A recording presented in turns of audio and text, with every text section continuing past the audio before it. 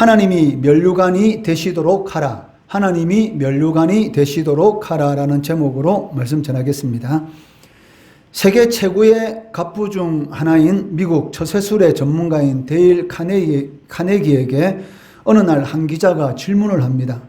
카네기 씨, 당신은 내가 볼 때 부족함이 없는 사람입니다. 모든 것을 다 가진 것 같은데 당신에게도 소원이 있습니까? 라고 질문을 했습니다.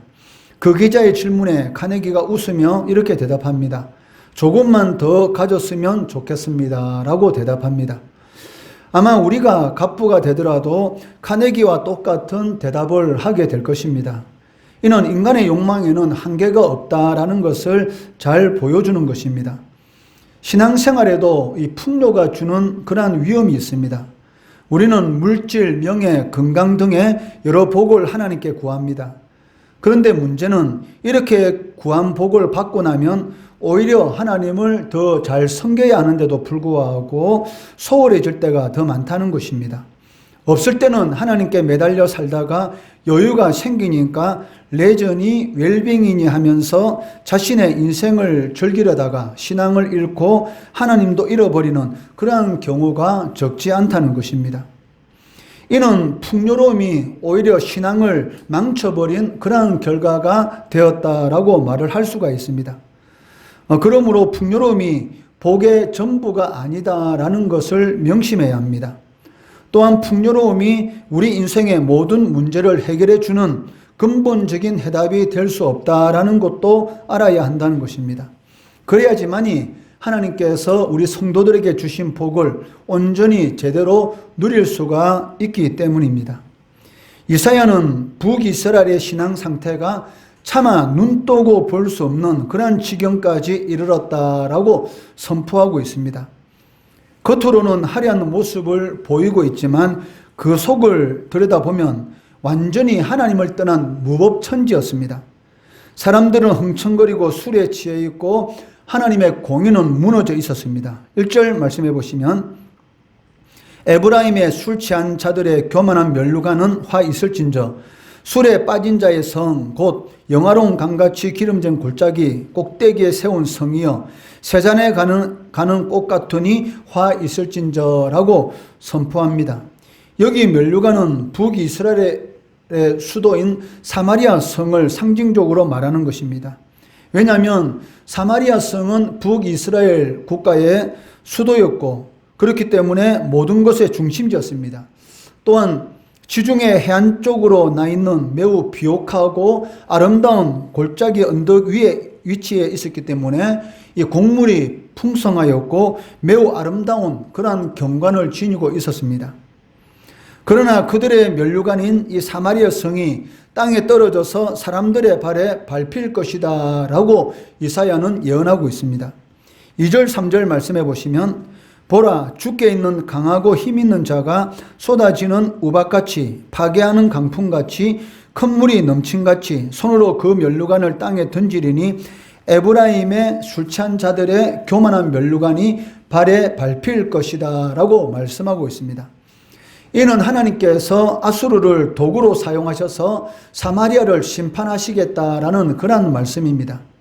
여기 면류관이 발에 밟힌다라는 이 말의 의미는 아수르에 의해서 사마리아 성이 더 이상 비참해질 수 없을 정도로 낮아진다라는 그런 의미를 가지고 있습니다. 이처럼 하나님을 떠나서 우상을 숭배한 그 결과가 무엇입니까? 비참한 이 몰약인 것을 볼 수가 있습니다.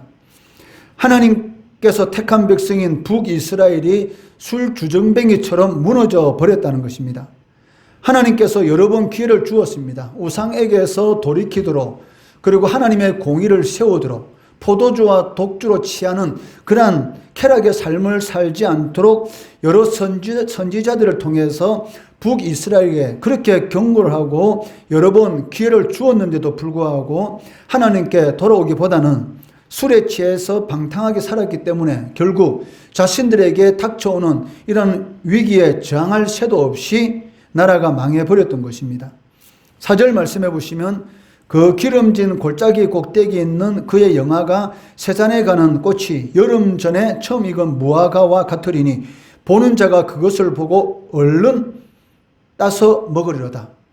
무화과가 익자마자 바로 사람이 따서 먹어부는, 즉 대비할 그런 시간도 없이 북이스라엘이 아수르에서 망하게 될 것을 말씀하고 있다는 것입니다.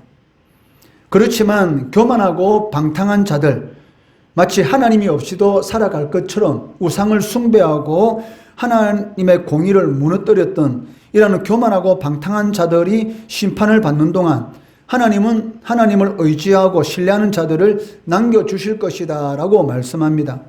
그리고 그들을 향한 하나님의 목적은 반드시 이루어질 것이다 라고 선포하고 있습니다.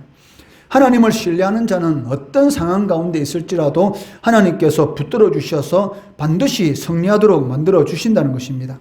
5절 말씀해 보시면, 그날에 만군의 여호와께서 자기 백성의 남은 자에게 영화로운 면류관이 되시며 아름다운 화관이 되실 것이다.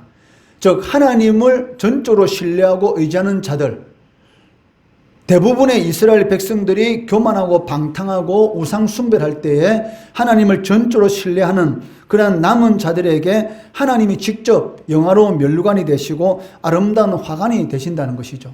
즉 하나님께서 지켜주시고 보호하여 주시고 도움이 주시고 결국은 승리하도록 만들어 주신다라고 말씀하고 있습니다. 하나님께서 면류관이 되시면 두려울 것이 뭐가 있습니까? 하나님께서 함께 하시면 요셉과 같이 형들에게 팔렸다 할지라도, 그리고 감옥에 갇혔다 할지라도 하나님의 목적인 애굽의 총리가 되는 것을 볼 수가 있습니다. 이러한 북이스라엘의 멸망을 보면서 남쪽 유다는 바로 곁에 있었기 때문에 이 북이스라엘이 왜 멸망하게 되었는가?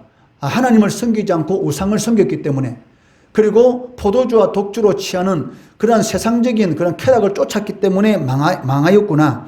하나님의 말씀대로 살지 않았기 때문에 망하였구나라는 것을 남쪽 유다는 충분히 그것을 보았기 때문에 거기를 통해서 교훈을 얻어야 했습니다. 그런데도 불구하고 이 유대 지도자들은 북이스라엘에게서 배워야 할 것은 배우지 않고 배우지 말아야 할 것만 배움으로 인해서 남쪽 유다도 온 나라가 포도주와 독주로 인해서 몸뿐이 아니라 온 정신이 하나님을 떠나게 되었던 것입니다. 이제 남은 것은 무엇입니까? 남쪽 유다도 똑같이 멸망의 길을 걷는 것뿐이었습니다.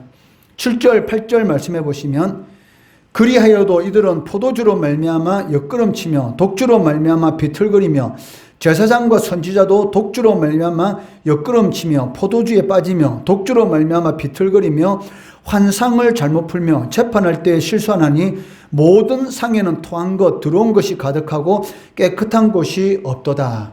북쪽 이스라엘이 이렇게 상 위에 여러 음식을 놓아놓고 포도주와 독주를 마시고, 그리고 그 여러 음식 가운데 토한 것이 같이 있는 그런 모습을 보았습니다. 그리고 그러한 것 때문에 북이스라엘이 아수르에 의해서 멸망한 것을 보았으면 남쪽 유다는 그러한 모습을 배우면 안 되는 것입니다. 우리가 신앙생활 하다 보면 신앙생활 잘해서 하나님 앞에 복을 받는 사람이 있고, 신앙생활을 제대로 못해서 하나님께서 주시는 그런 복을 충분히 누리지 못하는 그런 사람들도 볼 수가 있습니다. 그러면 우리는 무엇을 봐야 됩니까? 하나님 앞에 신앙생활 잘함으로 인해서 하나님의 복을 누리는 그러한 모습의 삶을 쫓아가야 하는 것이죠. 그런데도 불구하고 배울 것은 배우지 않고 배우지 말아야 될 것을 남쪽 유다가 배움으로 인해서 결국은 남쪽 유다도 이 바벨론 제국에서 결국은 이 멸망하게 되는 것을 우리는 이스라엘 역사를 통해서 알 수가 있다는 것입니다. 본문 말씀을 살펴보면서 우리는 어쩌면 저렇게 정신을 못 차릴까, 옆에서 저렇게 하면은 망한다라는 것을 보면서도 왜 똑같이 그렇게 따라할까라는 그러한 생각을 할 수도 있습니다. 아마 여러분들도 그런 생각을 할 수 있을 것입니다. 주일 제대로 안 지키고 하나님이 기뻐하는 일을 안 하는 사람 보면 답답하다. 하나님 앞에 복받을 짓을 하면 복을 받을 건데 왜 이렇게 복받을 짓을 하지 않는가라고 생각하면서 답답하게 생각할 수도 있습니다. 그런데 답답하게 생각하면서 자신도 그처럼 답답한 짓을 하고 있다는 것입니다. 그들의 불신앙에 대해서 비난할 수도 있을 것입니다. 그러나 그들을 욕할 수는 있습니다. 그렇지만 그들이 걸었던 이 방탕의 길에서 떠나는 것은 생각처럼 쉽지 않다는 것입니다. 북이스라엘과 남쪽 유다를 상징하는 이 포도주와 독주의 문제, 이것은 오늘날 우리들에게도 여전히 존재하고 있습니다. 더 나아가서 오늘날에는 어쩌면 더 복잡한 것들이 우리 성도들을 미혹하고 있다라고 말을 할 수가 있다는 것입니다. 물질 만능 시대에 돈을 하나님보다 더 사랑할 수도 있고, 넘치는 음란물의 바다에서 허위적 거릴 수도 있고, 높아지려는 유혹에 굴복해서 하나님의 말씀보다는 세상의 방식으로 살아가려고 하는 그런 유혹에 빠질 수도 있고, 하나님과 이웃보다 쾌락을 더 사랑하는 이러한 북이스라엘과 남유다의 시대보다 오늘날이 어쩌면 더 방탕하고 더 유혹거리가 더 많은 그런 시대라고 할 수가 있습니다. 이런 시대에 성도가 정신을 똑바로 차리지 않으면 어떻게 되겠습니까? 결국 우리 역시 멸망할 그들과 닮은 그런 쌍둥이가 될 가능성이 있다는 것입니다. 마귀는 우는 사자와 같이 이 상킬자를 찾아다닌다라고 성경은 말씀하고 있습니다. 사자가 이 사슴이라든지 이런 먹잇감을 잡아먹기 위해서 어떻게 합니까? 최대한 땅에 바짝 엎드려서 그 먹이에 최대한 가까이 가지 않습니까? 그런데 풀을 뜯고 있는 이런 사슴이라든지 이런 연약한 동물들은 전혀 눈치를 못 채고 있습니다. 그리고 충분히 잡아먹을 수 있는 그 가까운 거리에 도착하면 온 힘을 대해서 바로 그 먹이의 목을 낚아채고 그 숨이 끊길 때까지 그 물고 있는 그 목을 절대로 놓지 않는다는 것이죠. 마찬가지로 사탄은 세상에 있는 이 육신의 쾌락, 안목의 종욕, 이생의 자랑, 이런 것들을 통해서 우리를 끊임없이 미혹하고 있는데, 우리가 정신 차리지 않으면 순간적으로 이 신앙에서 멀어질 수가 있고 하나님을 잃어버리는 그러한 이 북이스라엘과 남쪽 유다의 그런 이런 쌍둥이와 똑같은 그런 가능성이 될 수도 있다는 것입니다. 신앙생활을 오래 했고 교회에서 여러 가지 일을 맡으면서도 삶의 변함이 없고 여전히 세상을 좋아하고 심지어 세상 사람들이 살아가는 그런 방식으로 살아가고 있다. 이것은 교회만 다녔지 신앙이 있는 것이 아닌 것입니다. 즉 다른 말로 말하면 하나님을 진정으로 만나지 못한 사람이다라고 말을 할 수가 있습니다. 하나님을 진정으로 만났다면 반드시 그 삶에는 변화의 모습이 나타나게 된다는 것입니다. 그렇기 때문에 우리는 세상의 면류관을 구하는 그런 인생이 아니라 하나님이 우리의 면류관이 되어 주시도록 하나님을 진정으로 사랑하고 하나님을 전적으로 의지하는 그런 인생을 추구해야 합니다. 그리할 때만이 하나님께서는 우리의 진정한 힘이 되어 주시고 우리의 도움이 되어 주시고 우리의 삶 가운데 아수르와 바벨론과 같은 그런 환란이 닥쳐온다 할지라도 그 가운데서 남은 자, 즉 하나님이 면류관이 되어주시는 그런 영화로운 그런 복된 삶을 살아갈 수가 있다는 것입니다. 세상이 여러분들의 면류관이 되는 것이 아니라 하나님이 여러분의 인생의 면류관이 되셔서 나가도 복을 받고 들어와도 복을 받고 요셉이 하나님과 함께 하심으로 형통하였던 것처럼 여러분의 삶이 형통한 삶을 누리시는 성도 되시기를 주의 이름으로 축원합니다.